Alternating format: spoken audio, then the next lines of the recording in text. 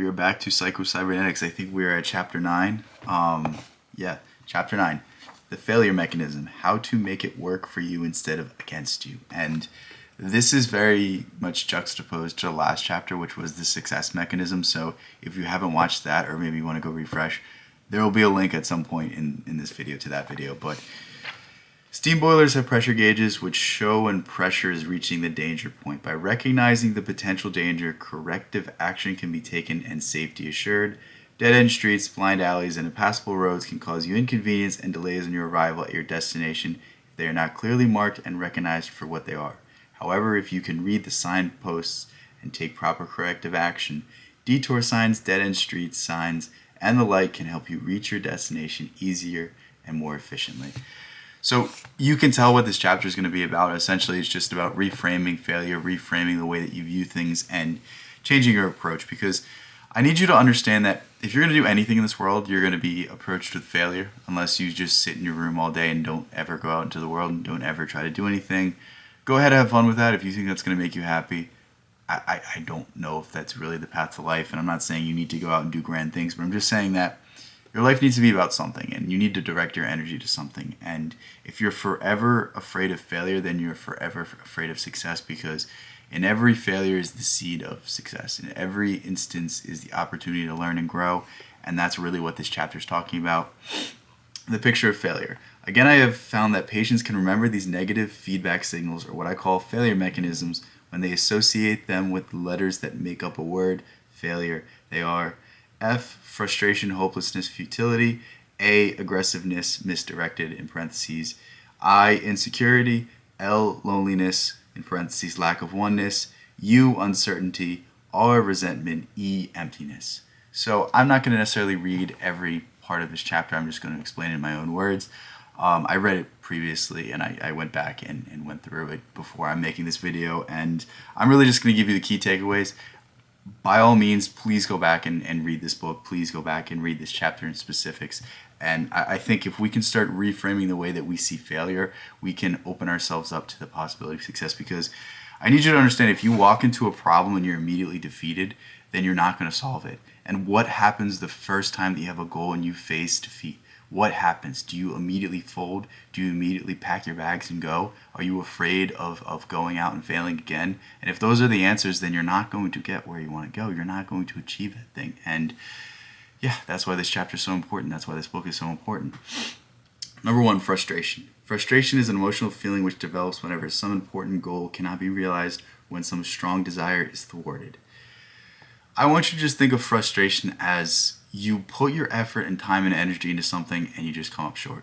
For whatever reason, you're not good enough, whether it's bad luck, whether you just prepared wrong, whether you were completely blindsided by a variable that you didn't consider. Frustration is something that we all face, and it's just how we deal with frustration. Understanding that every time something goes wrong, it doesn't mean you have to get all up in arms about it. Sometimes things go horribly wrong, and it's okay to be upset for a time, but it's not okay to linger on them. It's not okay to allow it to defeat you for the rest of your life. I oftentimes say this: it's not failure until you give up. It's only failure when you actually stop trying to do what you're trying to do. But if you lose, it's just a temporary loss. It's just a lesson that you've learned. It's just an experience that you've had. Now you know what not to do next time. Now you know how much more you need to prepare. In some way, you become better because of this failure. And in some way, the success is going to feel that much more, because if you went out for a goal and you got it day one, would it mean anything? Or would it mean more if you tried and failed for years upon years upon years upon years and then succeeded? Because that victory was earned with blood, sweat, and tears. That victory was earned with so much more effort than the person that just got it day one. So understand that your frustration is the greatest thing that you can experience, because without experiencing pain, you can't experience pleasure. As Khalil Gibran said, every sorrow deepens your joy. The second part is aggressiveness. And I think this is a natural reaction to any sort of failure. Think about, whether you lost in a sports game when you were little, or whether you got fired or something went wrong. Like, the immediate reaction is always anger, is always to lash out, is always to use that first grasp of emotion. And when people listen to this voice, it's usually not for the best. And what this part is basically saying is that after a failure, how do you react? How do you respond? Do you allow the emotions to take over you? Do you allow yourself to act irrationally? Because when have you ever done something out of anger that was the right decision? Maybe there's a few instances in your life, but broadly speaking, whenever you act with haste, whenever you act with anger, you're usually doing something that is not productive. And this is the biggest part of this chapter, is that you have to take failure as a productive step. If you allow failure to build yourself up, then you have taken advantage of the failure. But if you allow failure to defeat you, if you allow failure to get you off your base, then you're missing the point. You're missing the stepping stone. You're not understanding that I need to be faced with this so that I can get to this goal. Without these lessons being learned now, I'm not going to learn them, and I'm not going to be able to pick myself up and come back better in the future. And essentially that's what this is saying. It's that take that passion, take that pain, take all of this anguish that you had from this experience, from this failure, from this misstep, and put it into something productive. You know what? You failed this thing, so you have all this energy now to start preparing for the next time. Now you know what it feels like to fail, and you don't want to feel it again. So the next time it comes about, you're going to really be on your P's and Q's. You're really going to prepare yourself in the right manner.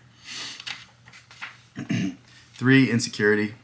This is a big one. This is one that I think most of us are faced with. And insecurity is just the idea of walking into a situation and not feeling like you're good enough. And we all face insecurities. We all face things that we deal with on a daily basis. But what I want you to understand is that you're measuring yourself up to an ideal. You're measuring yourself up to an imaginary person. When you look to someone else and you say, well, this person was able to do this, well, this person was able to do this, you see them in this mythic scale, you see them in this mythic image, and you don't see all of their missteps, you don't see all of their failures, you don't see all of their self-doubts, you just see the end result. And just understand that if you're aiming in the right direction and you're making progress and you're getting better and you're getting closer and you're having fun, that's all you need to have. The more you think about the end result, the less likely you are to get it, because the more you're going to start second guessing yourself. But when you focus on the process, when you focus on the day-to-day grind, when you focus on having fun along the journey, it's really, really, really easy to stop being so insecure. It's really easy to stop being so concerned about the end goal. Like,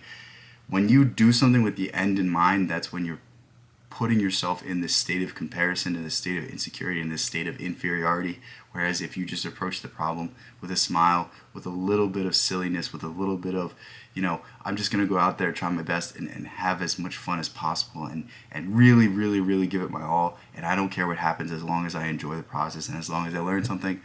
That's the path forward. 4, loneliness. And this is the idea that, like, you have to shut yourself in, you have to go monk mode, you have to just take yourself away from others and take yourself away from the people around you that are there to support you. And it goes back to that saying that it takes a village. And I truly think that any single great achievement really has been done because people had people that believed in them, people had people that supported them. And your friends are there and your friends are willing to help you. It's just you have to be willing to ask. And there's been so many times in my life where I was dealing with things that I just didn't, stick my hand out there and reach out and talk to people that wanted to talk to me. And looking back, I feel like I could have gotten over so much heartbreak and so much suffering and so much just things that I didn't have to go through simply because I was in my own head. I was my own worst enemy. And if I had just taken that third person's point of view, if I had just asked a person, hey, what should I do here? Even if they don't give me an answer, even if they just listen,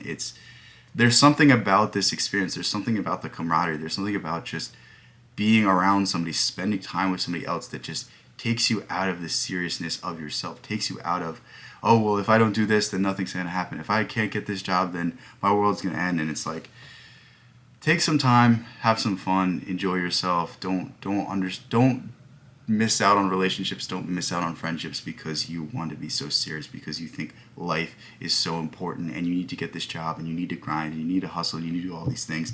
There needs to be appreciation. There needs to be resetting. There needs to be gratitude. And this all comes from spending time with other people and divorcing yourself from the problem. How many times have you been working on a problem and you can't seem to fix it, but you take 10, 15 minutes, maybe you call your friend, maybe you go on a walk, maybe you just take your eyes off of it and you return, your perspective is refreshed and you just have the solution. What this chapter is saying is that don't neglect your time with other people. Don't neglect the ideas that other people will impart on you. Don't neglect the wisdom and the guidance other people can give you. Even if you're more educated than someone, even if you're more wise than people, like, I can't tell you the nuggets of gold that I've gotten from people that aren't as educated as me, that aren't as well read as me, but because they see it from a third person's perspective, because they're a party that's not involved and not emotional, they give you the right solution. So don't overlook this tool. 5, uncertainty. And uncertainty is something I think petrifies all of us. This is the idea that, like, no, I'm waiting for the perfect circumstances to ask out my crush that I've been in love with forever. And it's like, there's no such thing as perfect circumstances. There's no such thing as a better time than now. Like, in every instance, you can find something wrong. In every instance, you can find something that's going to make yourself second guess. And it's like, if you forever, your whole life, say, well, I'm going to start this project when I do this. I'm going to write this book when I do this. Like, this is something I did recently. I've been saying forever I was going to write a book. And I had the stuff there. I really didn't write that much before I published it. But I didn't want to spend 5-6 hours compiling all this stuff, putting it, making the title, putting it all on Amazon, doing all that stuff. But when I did it, I was like, you know what? I could have done this months ago, and I could have had 3-4 more books out, or I could have, put more effort and more time into editing it and making it more tight and all of these other things. And it's like, just because I was unwilling to just take the first step, I didn't do something that I've wanted to do for a very long time now. And this is something that we actively do with ourselves on all bases, and especially when you're facing failure, especially when you're facing defeat, especially when you're facing something that you don't know if you can do or not. When you start making excuses, the excuses won't stop. At a certain point, you just have to take the first step. At a certain point, you just have to go out there and do it, because there's never going to be a better moment than now. If anything, the moment you start is the moment that you recognize, you know what, I should have started sooner, because I really would have been a lot farther down the line. And I think that's something that you will learn from anybody that's done anything great, is that they wish they started sooner. They wish they put themselves out there sooner. They wish that they had started, because they could be so much further along now. 6 is resentment. And I think you need to understand resentment from the idea of, it's other people's faults but not mine. The system is out to get me. This person, they did this to me, so I can't do this. And it's like, you know what? Maybe you're valid in feeling this. Maybe you are. Maybe you're completely justified, but what does it serve you? And I don't know about you, but I don't like to believe anything that doesn't serve me. I don't like to believe anything that doesn't outwardly push me in a more positive direction. And the more I blame myself, and I'm not saying blame myself in like, you're a loser, you're this, you're that. No, I say blame myself in, what could I have done better? How could I have approached the situation so that this person didn't have that much effect over me, or this person didn't have that much power over me? And I think that's really the way to move forward. That's really the way to get over things.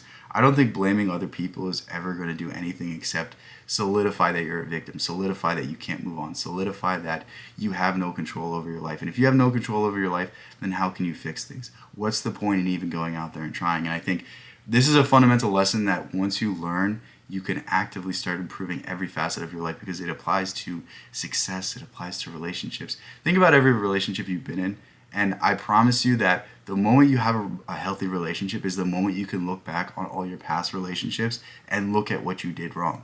I don't care how shitty that person was to you. I don't care what that person did to you. In every instance, you could have done something a little bit better. And when you take that lesson from it, when you take that lesson from things that have happened to you, then you can improve to be better in the future. And then you can use these experiences as things to uplift you, as things to never want to go back to, as things that you moved on from. But when you continue to linger, when you continue to blame, when you continue to hold this animosity and anger, all you're doing is allowing these people to still have an effect over you and still have power over you. And I want you to have the power in your life. I want you to have the say over what happens to you. And when you take responsibility, when you stop blaming other people, this is when you can start taking responsibility and making the changes that you want to be the person that you want to be. The last one is emptiness. And really what this is talking about is emptiness as in hollow achievements, emptiness as in, I got to this goal, I got this level of success, I got to this mountaintop, but it still feels like nothing.